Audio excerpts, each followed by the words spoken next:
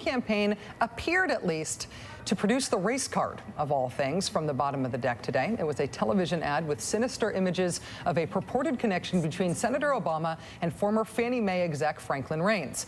The report to which the purported connection was sourced was the style section of the Washington Post. Why would McCain even bring this up? Why would he raise Obama's thin ties to Fannie and Freddie, given reports that he himself has 19 people working as either advisors or fundraisers for him who were lobbyists for Fannie Mae or Freddie Mac? Time to bring in senior editor for Newsweek magazine, Jonathan Alter. He's also an NBC News analyst. John Alter, nice to see you. Hi, Rachel.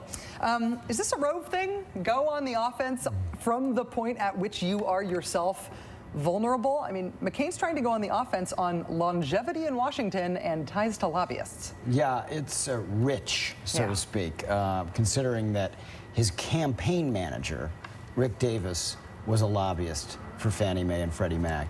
You know, it reminds me of what was done to McCain by George W. Bush in the South Carolina primary.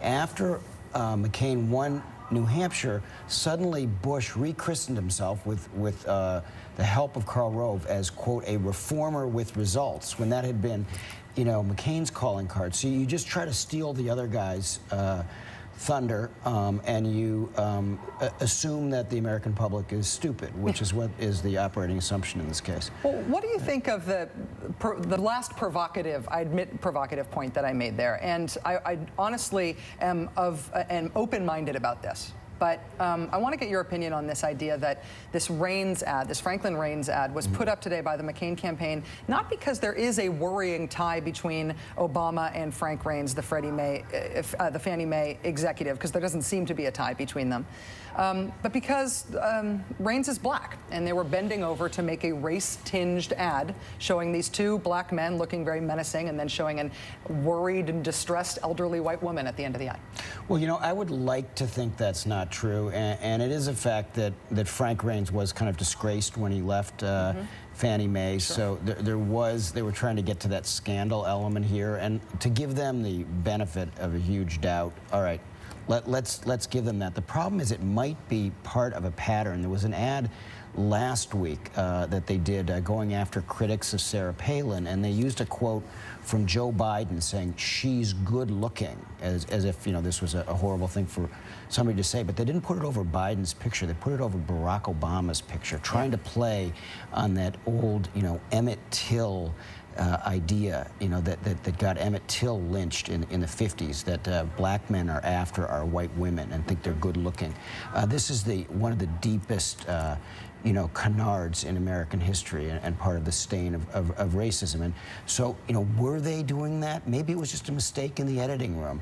The problem is Obama cannot call them on these things, because then he looks like he's just playing grievance politics, and that becomes a distraction, and we all, you know, chew on this instead of talking about real things like the financial meltdown.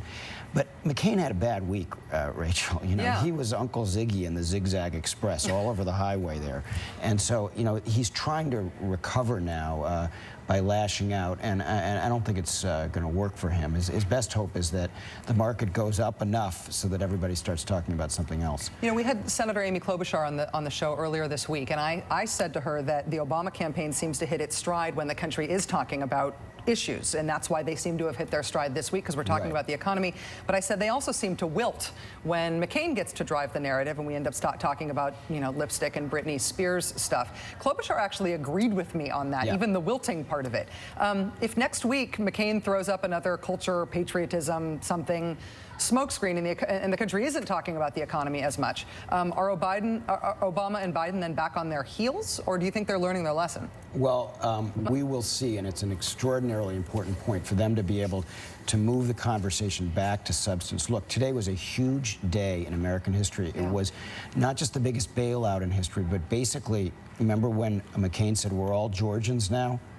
We're all socialists now, Rachel. I mean, this is a form of European-style socialism. $1 trillion to back these industries. And it actually also advantages Obama in that it's very hard now for the right to say that Obama is a dangerous socialist, since their president, Hank Paulson, president of the United States, arguably. Yeah. He's the one who is driving this train. They came up with a necessary, but nonetheless a socialist solution to this crisis. Jonathan Alter, NBC News analyst and Newsweek senior editor.